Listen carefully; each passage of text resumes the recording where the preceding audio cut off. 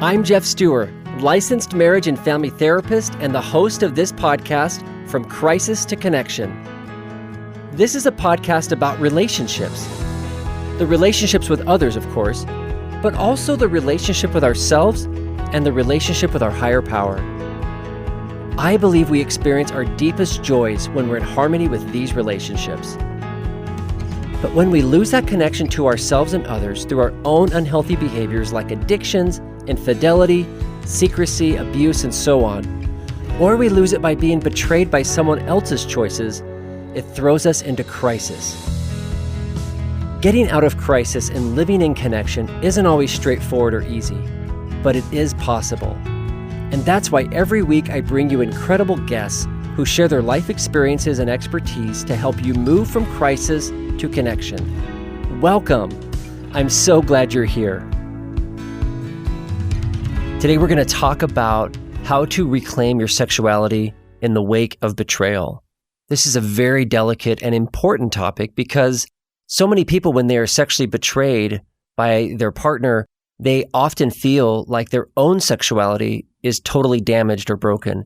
It's not uncommon for them to be confused about how they want to relate to their own body, how they want to handle sex with their partner, how they feel about sex in general. It just turns everything around and makes it so difficult to know how to navigate sexuality and healthy intimacy going forward. And so in this episode, I interviewed Dr. Jennifer Finlayson-Fife, who is an expert on human sexuality, couple sexuality, and helping people reclaim their own individual sexuality. And I thought she was the perfect guest to talk about this very difficult topic. Dr. Finlayson-Fife has created many online courses. She's a relationship and sexuality educator and is a licensed clinical professional counselor in Illinois and has a PhD in counseling psychology from Boston College. And she does a lot of writing and teaching about these topics. And it's just a real thrill to have her on this podcast to talk about these things. We are going to cover what to do about sexuality in the wake of betrayal. So this episode, it can be perfect for people in all stages of the recovery process, whether you're just barely discovering a betrayal and you're trying to figure out what to do with your own sexuality and whether you should even be having sex with this person or if you shouldn't be, all the way to a couple who are now trying to figure out how to reintegrate healthy sexuality months or even years down the road. And oftentimes there are roadblocks and a lot of surprises and unanticipated stressors that come in the wake of sexual betrayal. And so I'm confident that in this interview with Dr. Finlayson-Fife that we're going to be able to cover different aspects of your journey and hopefully be able to answer some of the specific questions that you have. Here's my interview now with Dr. Jennifer Finlayson-Fife. Well, welcome to the podcast. It's so good to be with you today, Jennifer. Thanks for joining us. Yeah, thanks for having me. I'm curious, first of all, just when you talk about individual sexuality and just a person being a sexual being, what does that mean to you? I've been curious how you would respond to that. What does that mean? Yeah, I mean, I do really think of us as human beings as inherently sexual. Just from even in utero, babies in development are capable of sexual pleasure. And so it's just a fundamental part of being human.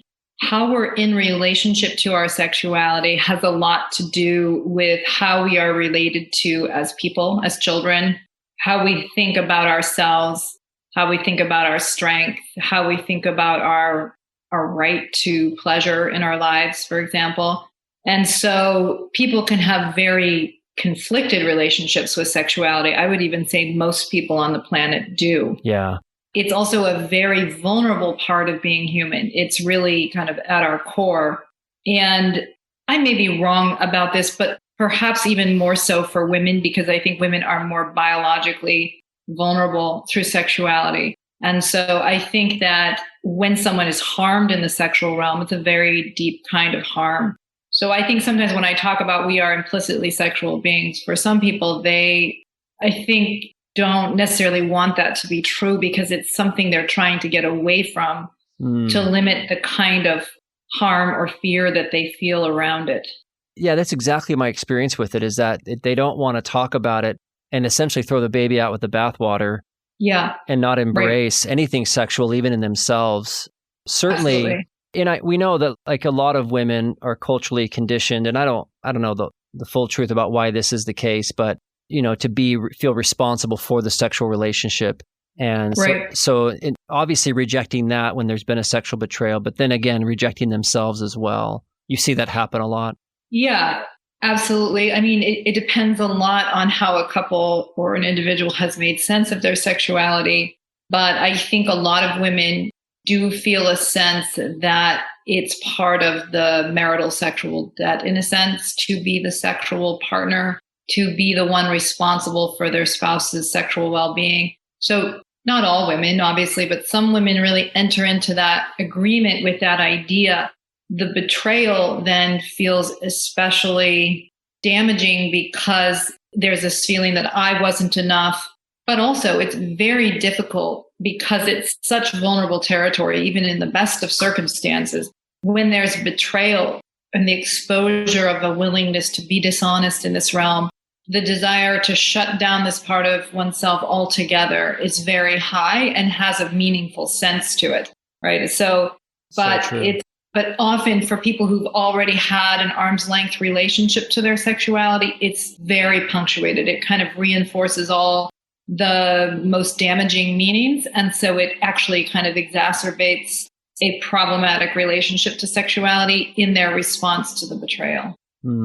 Yeah, which is diagnostic in a sense. I mean, for someone to recognize that would you say that that the strength of their reaction to the betrayal and this, the sexual reaction to the betrayal perhaps uncovers their own relationship to their own sexuality? Or have you seen something different? It certainly could. And it depends a lot, of course, on what the betrayal exactly is. That's totally fair. Yep. Yeah, that's totally fair. Can you go back on something you said? I've never even heard that phrase before, but it rang so true to me. Mm-hmm. The idea that women come in with a belief around sex being some kind of a marital debt. Yeah. Can you say more about that? That's such an interesting concept to me. I do want to sort of qualify. I think there's a men's version of caretaking of women through sexuality that can be problematic for men, which we could talk about at some point. But I think a lot of women, especially the group of women that I work with, coming from religious cultures that are more male-centric around sexuality, there's this idea, often the women I work with were told by their mothers on their wedding day, never say no. Otherwise, he'll go to porn. Otherwise, he'll be unfaithful. Kind of, he's supplying you economically and he's putting the roof over your head. And this is your job, is you supply him with sexuality. And so there's this kind of implicit contract around sexuality as a service, as opposed to an act of intimacy. Like it's transactional. Yes. Yeah. Exactly. Well, and that really does punctuate then, I think, like you said, the betrayal or, the sexual betrayal in the sense of my offering, my debt, my part of the deal clearly wasn't enough. Right. That's where that gets so wounded.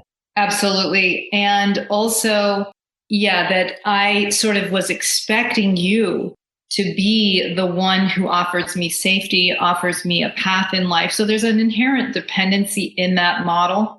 And when that gets exposed by the betrayal, that you aren't the good guy, you aren't the source of safety, you aren't the source of protection, you in fact could harm me and harm me in this very intimate way, it's extremely disorganizing. Mm-hmm. Because you want to trust that person. At least a lot of the people that I've worked with around this, they're very upset in part because they no longer have the source of safety in a complex world that they had imagined before that. And so it disrupts, they want very much to trust because they want that sense of security again. And I don't blame them for that. I mean, that certainly makes sense. But the exposure is an opportunity to grow into a deeper relationship to what is true, a deeper relationship to oneself, and possibly a better marriage. But often the betrayal itself is so disorganizing that it either breaks the marriage or it re-solidifies in a kind of higher contempt and higher distanced form. Yeah. Yeah, no kidding. And that can be a hard thing. This is the work that you and I both do. I mean, this is a hard thing for couples to navigate their way out of because it involves, like we're talking about in today's episode here, your own individual sexuality and reclaiming that first or as part of this bigger reclamation with the relationship. And that's right. And I mean, that's a lot to ask. That's a lot of work. It is. And, the thing about crises in life is that they are in some ways both the thing that can push us down when we were already maybe struggling, but oftentimes they are also the thing that allows you to really change something, address something, shift something. And these are very challenging moments. So I feel empathy for people who are going through that kind of crisis because you think it really could break you. But oftentimes when people realize, look, my spouse and I have been buying into a system around sexuality, around who we each are as individuals, about how we are as a couple that is broken. It's not working for us anymore. We want something better. And so that implosion becomes an opportunity to recreate a stronger relationship to one's sense of self. I've been depending on him. I've been asking him to give me a life. I was working with a couple last night where she's saying, I just kind of hooked my cart to your horse, and he was trying to be the best horse out there in the sense of superhuman. Okay. And then when she kind of saw this was driving resentment on both sides, that it was breaking apart, she's trying to figure out, how do I kind of stand in my own strength and not throw it away? And he was thinking, how do I hold on to my sense of self without needing to be needed all the time, without needing to be the strong one, without needing to be the supposed, voice of clarity in any, given moment. And so they're growing into or striving to grow into a richer relationship with their own humanity and their own strength without an implicit dependency. That as they're doing that makes them more trustworthy people, but also people who can love out of desire as opposed to need for the other person's role to validate who they are. And so It's hard work, but it's very meaningful work. And it's really the work of human development. Yeah, no, I love that. And it really, to me, it goes beyond maybe even what the natural reflexes of healthy attachment are, right? Which is the drive to bond and feel secure with another person. But then it seems like on top of that, which we can't escape or undo, that's just part of how we're wired as humans. But on top of that, then we start dressing that up with a bunch of rules about how they're supposed to show up for us. And we basically surrender our own independence or our own humanity, as you put it, in the name of dependency, because it is a good thing to a certain degree, but it also needs to be balanced with that individuality and not as I think Harriet Lerner says, de-selfing and becoming a script or a role or a player in this drama. Absolutely.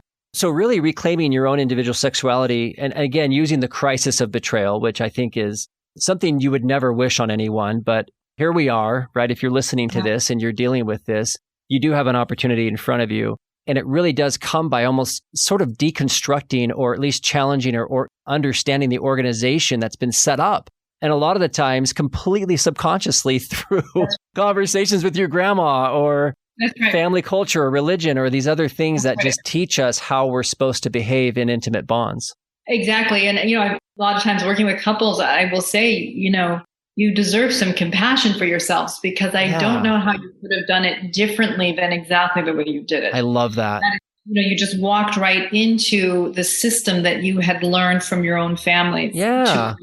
And the crisis is valuable. I mean, we use that language in church culture and, that kind of those are trials but I think sometimes we don't really believe it. You know what I mean? Where I think the crises of these moments are a shaking up of the system. They're an exposure of the system that's been operating and an opportunity to evolve and be better. Oh, it's a rebirth. And I think nobody welcomes it, but I think what you're saying, and I agree with you, is that we shouldn't be so afraid of it and run from it. Yeah. And go back to the status quo and try and reclaim something that probably should have never been built that way in the first place. That's right. A shaky foundation. And we're really tempted to go and try and believe in that foundation again when we need to move forward. So how would you say, just in terms of zooming out for a second, looking at sexual betrayal, individual sexuality, because obviously people with compulsive sexual behaviors or who have who have lost their sexual integrity and crossed lines and broken commitments, covenants, and then obviously the betrayed partner who, passively sort of just gets all this dumped on her in most cases that I work with, him as well in some cases. How does betrayal and going through the act, secrecy, deception on the part of the betrayer, and obviously the trauma of being betrayed, how does that impact individual sexuality? What's been your experience with that on both sides of that? I think what often happens, although I don't think it's what needs to happen, there becomes a much deeper ambivalence about sexuality itself. Okay. It's almost easier to blame sexuality than to look at the individuals and how they've been in relationship to their sexuality, or what the relationship to one's sexuality is expressing about the individuals in that fractured partnership. And so sexuality is an easy scapegoat. And sometimes we hear this in the language of sex addiction programs and so on. I don't personally deny that there's a problem, but I often think the focus of some of these programs is sexuality as the corrosive force, as opposed to people's development and how they're in relationship to one another, how they're in relationship to their own integrity, and how they're in relationship to sexuality. Because the goal is not to shed oneself of one's inherent sexuality, but to create an honest, peaceful relationship with your sexuality and with those you have a responsibility to. So I think it's easy to just shut it down. And sometimes what happens is people will either go to their respective programs. And I may be being unfair, so I know that this is not every program, but an easy place to find reinforcement is in your respective brokenness. And so it's a way of kind of finding a brotherhood among other people who've been compulsive around sexuality, but you're keeping your arm's length from sexuality as a way of managing the compulsivity, or you're going to your betrayal group, but in some ways reinforcing the powerlessness of who you are and the ways that sexuality has been destructive. And clearly there is some value in that collective understanding, and clearly there's value in understanding what went wrong. But I think a risk can be that people don't use it as an opportunity to grow into a stronger, more capable person, able to create goodness through their sexuality, or to create a better kind of relationship, or for the woman who maybe has been betrayed to get clearer about her own radar, how maybe she's been complicit in being, I'm not speaking for every woman in this example, of course, but some women who recognize that they've been somewhat complicit in their blindness to who their spouse is and the limitations he may have. Also, maybe not taking deeper responsibility for themselves and their happiness in life, or their relationship to their sexuality, being too dependent or passive in that sexual relationship. So that while they don't like the power that the husband has had, for example, there's also been a way in which they've taken a kind of safety in it that has worked against them. So, while people can just solidify into a broken position in a way, there's many people who use these opportunities to say, wait a minute, I've got to face how I've been functioning in too weak of a way, and I want to be stronger and clearer headed and wiser. And, my goal in helping a couple who's been through this is not necessarily to keep them together as a couple, or not necessarily to get them having sex again. My goal is to help them both grow into people more capable of trustworthiness, more capable of discerning trustworthiness, people more capable of being at peace with their sexuality and creating goodness in their lives and in their couplehood. Because then you're really choosing something that's good for you. Yeah, I love that. You're creating something much better. Yeah, that's so beautiful. I love the way you articulate that. And I agree. I think there's lots of places we can hide from ourselves. Yeah. Whether that's in the marriage pre-betrayal, right? Yes. And then obviously in the secrecy of betrayal, and then in the trauma, which again, I make so much room for people that are going through an authentic traumatic experience and are disorganized. Sure. Nothing intentional going on there. But then there becomes a decision point, like you're saying. There becomes a choice. Am I going to stay in this passive position of rejecting my own sexuality, or the person who betrayed? Am I going to just, as part of my trust building efforts, or as part of my, mea culpa for the rest of my life, reject anything sexual in myself and around me, and completely both live in this place where they can't find their way back to their own sexuality and certainly not back to each other. Yeah, that's right. Yeah. And back to their own peace of mind and creating their own kind of internal anchor. It's often not how we think about good couplehood, is that people that are the most happily married have a rich internal anchor. Their anchor is not in the other person. And they may deeply trust the other person, but in part because they trust themselves to discern, in part because they don't need the other person to be okay in life. I mean, a lot of our framing around romance and sexuality is, I need you, baby. You know, I need this other person to make my life whole. But that's a much more vulnerable position when we're leaning on someone else to make us feel legitimate. And it sets us up for this kind of blindness and betrayal, either to betray or be betrayed. Yeah, and I think it's important to be discerning not only about that in yourself, but also in the places where you seek support to make sure that they're not reinforcing that brokenness and that hiding and that fear. Yeah, so that, to your point, I think that's very wise to just to be aware of that these communities can be such a lifeline. They can also keep people stuck in a place developmentally that isn't going to serve them long term. And it has to be good help is always helping you need the helping source less. Isn't that the truth? I know. Yeah. Working ourselves out of a job.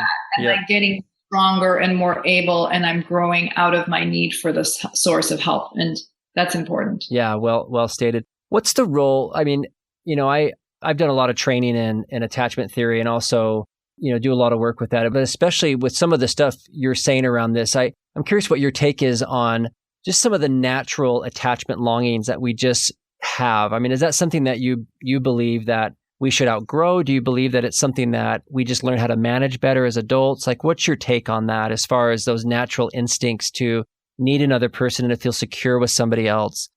Yeah, I don't think they ever go away. In ideal development, they evolve into stronger kinds of attachment. And the best kind of attachment allows for the strength and individuality of all members of that group.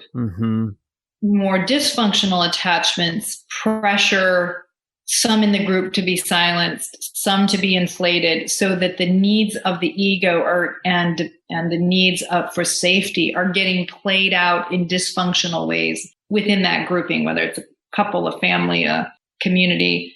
And so, you know, Zion or an ideal collection or the body of Christ is that the individuality and strength of all can be brought to bear for the well-being of the whole. Right. But it takes courage to do that because, you know, what I sometimes say is real strength doesn't require weakness in others. But a lot of people want to feel strong by pushing down on the people around them. And this happens in marriage a lot and often instinctively and unwittingly. You know, I want to marry somebody who's dependent on me, who needs me, because then I'll have the upper hand and I won't feel vulnerable. And she or he will have to love me because they need me so much. And it's just nobody really admits that to themselves. That'd be strange if they did, but. But we can instinctively do that. Or the person who's like, I feel insecure in the world. I'm going to marry this person who seems so confident. So those are very typical ways to attach, but they can, if they're too rigid and you don't grow out of the dependency of being in either of those positions, it impairs your ongoing development. Yeah, no, I love that. And I love the distinction because I agree. I think it was Sue Johnson that says, you know, individuation and attachment, differentiation and attachment are two sides of the same coin. And in my experience, having those natural longings of I want to be close to this person, I need comfort, seeking relief and solace in the care of another person, to me is sort of like the engine that drives us close to then reveal our individuality. That's exactly right. Right? Drives us to reveal our heart, our emotions, our needs, their desires, and all that stuff. Instead of just, let me come to you and you just take care of me and I don't have to ask for anything. That's right. Right? Exactly. I think relationship exposes self and self exposes relationship. Like those are always, yes. You know, one thing we talk about in the online courses I do is that we want two things and they feel in our earlier levels of development like they compete with each other. And that is, we want to belong to someone else. We want to belong to a family, a partner, a group, but we also want to belong to our own individuality. Yeah. And when we're young, we feel like you get one or the other. But as you evolve, you realize you must make peace with both to really be happy. And that's what marriage helps us do. Absolutely. Yeah, I love this. I love this discussion. I think it gets so polarized, and I think it's unhelpful, right? To really favor one over the other. And the integration of it is so rich. It's been that way in my own marriage of almost 25 years. And as we've grown as individuals and really battled back and forth about these things, that tension it's such a beautiful little engine that just keeps us evolving and growing as a couple, as individuals. And I think it's a great program, quite honestly. It is. It is. Yeah. Yeah, that's fantastic. So in terms of steps, in terms of like thinking about how to move forward, if somebody's listening to this discussion and thinking, okay, I've been betrayed and I really have lost any interest in sex, sexuality, anything sexual in myself, my partner feels threatening to me. And we'll just speak from the framework of a woman who's been betrayed, just for simplicity's sake. Mm-hmm. And if you're a man listening to this and you've been betrayed, forgive me, but just flip the roles. But where would you have her start? Where would you have her start in terms of starting to make peace and reintegrate and reclaim her own sexual self, her own sexuality in her healing journey? Well, so maybe what I would say is if I were working with someone in that position, what I first want to do is just, first of all, normalize that it makes good sense to reject intimacy with somebody that has been harmful. I mean, so yeah, exactly. That makes good sense. It's completely in line with reason. And so, but let's say that they're feeling like, okay, maybe he's reestablishing his credibility. Maybe he's becoming safer, but I still am really at arm's length with sex. And sometimes I do it because I just don't want to look at porn or go, out and find someone else. So what I would want to do is kind of help them think through, why am I rejecting it? Because there's a sanity in it. Okay. And the more you can get it explicit, the more you can start to look at, what is this exposing about what I believe about myself, what I perceive about this marriage? So is it that I have never liked sex and I've never had any relationship to it? There's so many different scenarios here. I'm trying to think about how to be helpful, but is this about I've never had it and now I especially want nothing to do with it? I've always been afraid of sexuality. Now it feels even scarier to me. But I think my husband's become more trustworthy. That's sort of a different course of kind of growth than I actually do like sex, but I don't trust my husband. I'm having a hard time discerning if he's trustworthy. He does untrustworthy things still sometimes, or maybe I'm just paranoid, but I can't map my spouse well enough to know if this is really a safe place to reopen. Mm-hmm. Even though I don't dislike sex but I just don't want to be sexual with him. That's a different course of action. It's looking at what's happening in the marriage and why is she feeling untrusting. There's been many iterations of this, of course. There are people that, maybe have a comfortable enough relationship with their sexuality, but they've never brought themselves fully to the marriage, to the sexuality of the marriage. It's always been more in response to him. And maybe he's even become more trustworthy for real. Mm-hmm. But they're afraid to kind of step into the exposure and the kind of greater intimacy of really engaging a mutual relationship.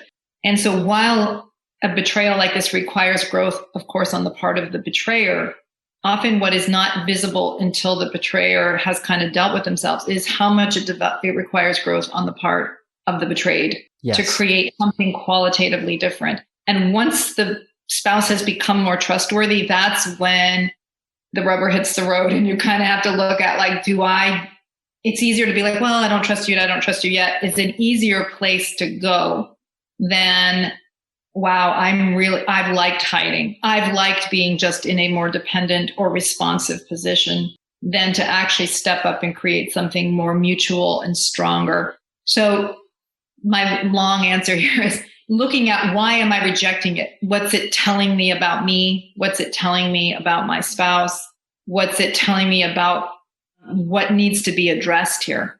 Rather than, I don't know, I just don't have a desire. I mean, that's a way to hide kind of. Yeah, rather exactly. Than, okay, I don't, fair, but why not? And what's it about? Because then you know sort of what to work on. And the lack of desire is often the canary in the coal mine. So it's significant, and it doesn't mean the woman's broken, right? I mean, a lot of times people think, oh, the low desire person is the impaired one, the high desire is the functional one. That's just absolutely not true, right? It's often good judgment that the low desire one does not want sex, but you want to use that information to discern why not and what can we learn from it. Yeah, I love that. And it wasn't too long of an answer because it's a complex question. Like you said, people can be starting from different places. In our case, using a woman as an example, if she's coming from a place where she's got sexual trauma or there were sexual scripts in her family growing up, or there's just all these rules around it, and she's never looked at those, and then there's a sexual betrayal, the starting point is not going to be the relationship. Right. It's just, it just is not going to be there. And if there's pressure to have sex, if there's pressure to get that back online, that's where she has to look at it and say, am I willing to keep doing this in this way where I basically have to, ignore all this information that just came up for me that I haven't looked at. I think. Yeah. And if it has never belonged to you, I mean, this can really impair your ability to be capable of intimacy if sexuality has never been yours. Right. And so the piece that really matters to be capable of loving through your sexuality. And I have so many, again, I work mostly with betrayed women and men who are unfaithful, but I often ask the men that I work with, I'll say, do you really want to be making love to somebody who's really not in the room, who's completely de-selfed, who's completely checked out? And I put it that way, virtually every guy's just like, no, that sounds horrible. Am I doing that? Right. Well, yeah, you got to look at how you might be reinforcing that and pressuring her to not look at herself or feeling threatened by that when she wants to speak up and reclaim her own sexuality. So there is a team effort here in terms of creating conditions and space where they can each grow and there's permission to do that. Absolutely. And one of the really challenging things is that, I've never spoken to somebody who's if they're the higher desire person, that doesn't long to be desired. Right. That's usually what's driving the whole struggle it's not so much about frequency. Is it about, do you want me? Responsiveness. Desirable? Totally. Right, exactly. Do you like the idea of being close to me? And so I never had a high desire person say that they didn't want to be chosen and wanted. Exactly. But people's behavior is often, they've got another agenda that they don't fully track, which is they want control more than they want to be chosen. Because it's so scary to not be wanted back, to not be chosen, to feel that this person doesn't desire me. And what does that mean about me? And what does that mean about what we can be as a couple? And so a lot of times people will pressure to sort of get the reinforcement of the lower desire person having sex, but they never feel wanted because they went and took the control in it. Mm-hmm. Do you know what I mean? It's rather than really let that person have a choice, which makes the higher desire person uncomfortable. But in reality, it also can make the lower desire person uncomfortable because now they're more in a position that they have to show their cards and choose one way or the other. And it's easier to say, well, I did it because you're always pressuring rather than I want you or I choose you or exactly. Here I am. Yeah. Yeah, exactly. Yeah. So reclaiming sexuality, obviously there's an individual journey part of it that I think it has to begin, even if I guess I believe, and correct me if you think something different on this, but I what I'm hearing and what I've believed as well is that in order to really reclaim the couple's sexuality, each person has to take, like you said, track and inventory and look at and understand their own relationship to their own bodies, to their own sexuality, their own desires, their, where they're hiding, where they're not hiding. There's just a lot of things to examine and look at. And to me, it's like, how rewarding to have two people fully embodied, fully present, showing up for this really fun activity that, can be so rewarding for both people instead of having, both people play out roles or one person subverting themselves to another person or a role. Those just sound so dark and depressing to me. And lonely, ultimately. Yeah. Ultimately lonely and so feeling lonely. Like there isn't, I think people feel like love isn't really real in that frame because there's a kind of utility in it. Maybe there's a kind of safety or a role-based marriage in it, but they don't ever feel the freedom of really loving and being loved through their sexuality. And, I think that's what higher development allows and really facilitates is you start to have this experience of being loved and loving through your whole body. And it's a sacred marital ritual, really. It is. Marital unions are sacred because they produce growth in people. They can be painful, they can be strained. I'm not trying to put any Pollyannish understanding of marriage. I understand marriage can be hard at times, and because it is a driver of our development. And when we don't develop, we really suffer within marriage. But it deserves kind of our acknowledgement of how sacred marital union really is in terms of creating stability in society, driving the development of individuals. And sex is that kind of ritual that holds it together. And it's also a way to learn more about ourselves, to become more at peace with ourselves, to become more capable of loving through our embodiment.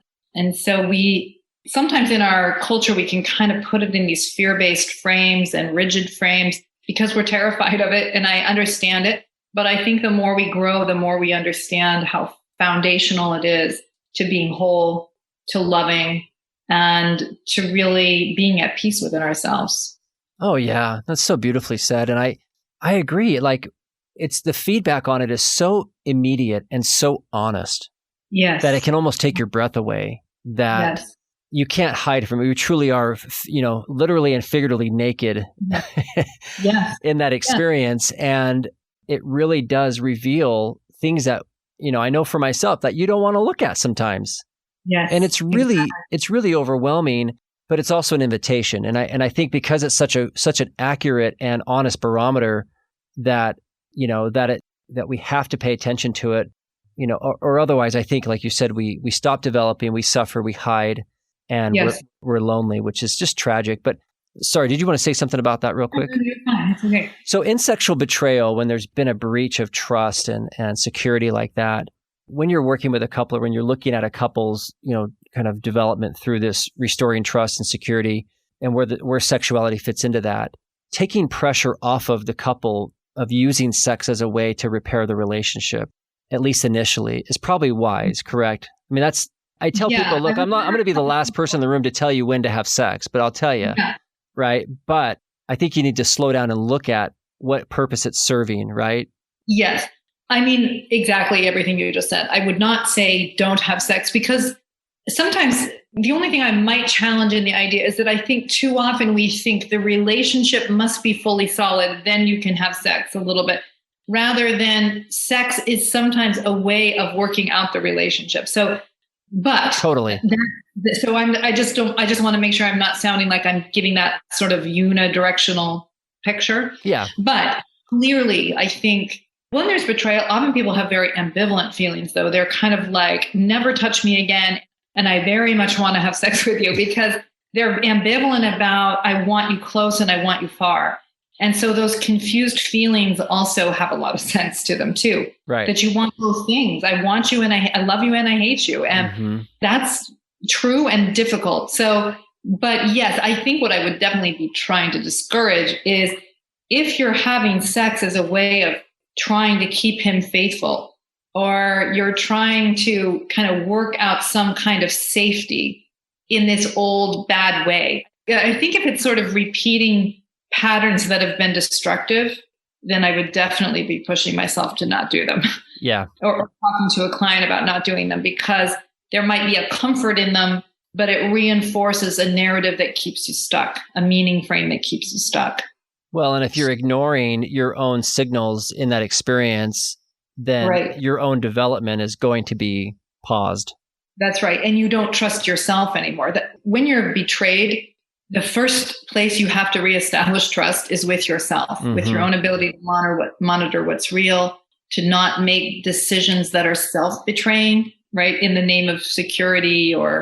And that sounds easier than it is. I mean, it can be really tempting to want to just trust someone again that you have lots of signals telling you they're not trustworthy, because you want so much for it to be what you want it to be. And if you don't act in ways that are trustworthy with yourself, you're going to have a very hard time trusting someone else. Yeah. And so that individual, reclaiming and healing your own sexuality starts with paying attention to, I love the way you put it, in terms of trusting yourself and not betraying yourself in terms of going into places that aren't safe or staying in something too long, or that's right. There's so many ways that can show up. And for the person who has been unfaithful, the person who's betrayed, reclaiming their sexuality in terms of where that starts, not pressing to just use sex as a measure of, their own acceptance or their own in the relationship. I mean, that's just as much of a dangerous thing as a betrayed partner using it as a marker for safety. Yes, exactly right. Yeah. Yeah. And so just as we wrap up here, I mean, there's so much here. Obviously, we could talk for hours about this. It's just so endlessly interesting to me. And I hope our listeners just talking through this stuff, because it really does hit close to home. It's our own growth. It's our own development. And it weaves in and out of the bedroom, but it's very much our lives in terms of coming together in close proximity to someone we care about, especially if they've hurt us. And then how do we navigate that? There's just so much here that is That's just right. rich and beautiful. But I'd love to hear from you, just as we wrap up, what growth have you seen as people really lean into this work, as they have the courage to ask questions about what they're doing, why they're doing it, looking at this other person across from them, owning and understanding their own rules and such around their own sexuality, their own emotions. And as they start to put all this together, what growth have you seen?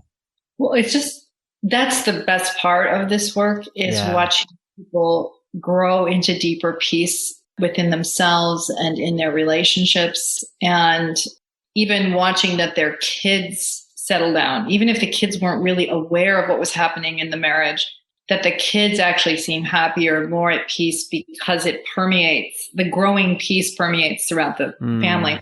But, what I think is 1,000% true about life and development is, and why faith as a concept is a virtue, is that it requires the ability to do hard things up front, to face what's true, to face the disequilibrium and the disorganization in looking at what's true, and tolerating all the anxiety and discomfort of that reorganization. Where if you can just go blind, pretend it's not there, you can kind of stave that off.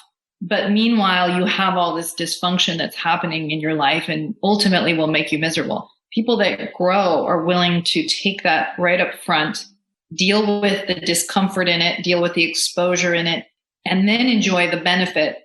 I've been working with a couple where they've gone to lots of therapies for a long time with limited growth. And they came to me, and in my work with them, I've had them doing this ritual at night that they've done some work to kind of be up to a position to be able and willing to do what I'm going to say next, but where they would every night talk about the ways that they'd been petty, destructive, hurtful to the other person during the day. And this is a couple that has always preferred to blame the other than to look at themselves. And the beautiful thing is that they have both buckled down and said, all right, enough's enough. We've been miserable long enough. Good for them. And I'm just going to talk to you about the petty, stupid thing I did today that was deniable, that I knew would create discomfort in you, and I did it for the pleasure of it. I mean, nobody wants to admit that those things happen within marriage, but they do. And so the more that they've been doing this night after night for several weeks now, what's been happening is their sense of peace and friendship. They've been self-correcting midday. So I don't want to have to admit to that tonight. And so they're being kinder. They're becoming more trustworthy people, and now the idea of actually touching each other starts to sound like a possibility, right? Because there's not all this.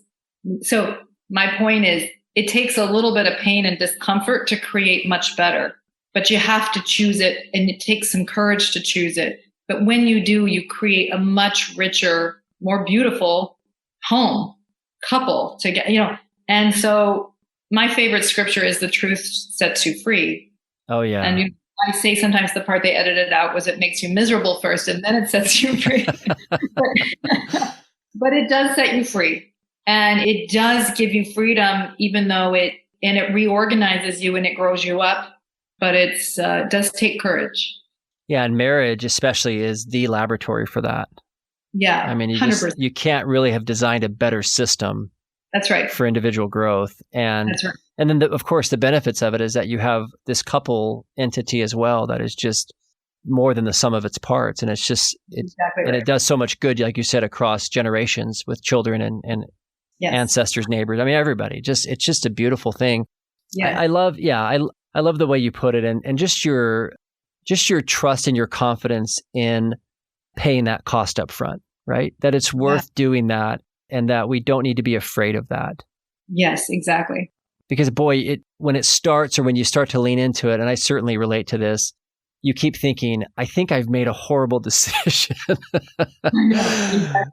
Or I just admitted to this stupid thing I do, or, now I've kind of showed my cards. And right. Or the ancient, right, question of, is there another way, right? Is there some other way, or Father, let this cup pass before me? Like we all in our own humanity have this natural hesitation to do that work. But on the other side of it, like you said, it's hard to measure like the good it does and how it feels. And so I love what you're saying. Yeah. Fantastic. So how can people find you? So my website is just my name, which is finlaysonfife.com. And then I have their free podcasts and online courses that I do for couples and individuals around sexuality and intimacy and their emotional and sexual relationships. And then you can find it all there. I have an Instagram handle. I also have a Facebook group where I do live instruction every month for free for people that are in the group. So, fantastic. Lots of ways to get your materials and your support. And thank you so much for the fantastic work you're doing. You've had a huge impact on so many people that I've worked with, and I've certainly benefited tremendously from your wisdom and your experience and just your courage. So thank you so much for all you're doing, and also just taking some of your time today to be with us. Thank you. Thanks for having me. You can learn more about Dr. Jennifer Finlayson-Fife at her website, finlaysonfife.com. I'll put a link to it in the show notes so it's easy to find. She's got a lot of great relationship courses and coaching and a blog and podcast episodes and even a free Facebook group where she answers questions. So go check her out. Thank you again, Dr. Finlayson-Fife, for joining me on the podcast. You're a fantastic resource, and it was really great having you here. Also, if you love what you're hearing on the podcast and you want to keep learning, come follow me on social media. I've put links in the show notes on Instagram and Facebook. And also on my website, I have lots of great resources there, online courses and my weekly relationship column and past episodes of this podcast. There's all kinds of great stuff over there at jeffstewart.com. Love to connect with you, love to keep supporting you any way I can. And I look forward to joining you in the next episode of this podcast.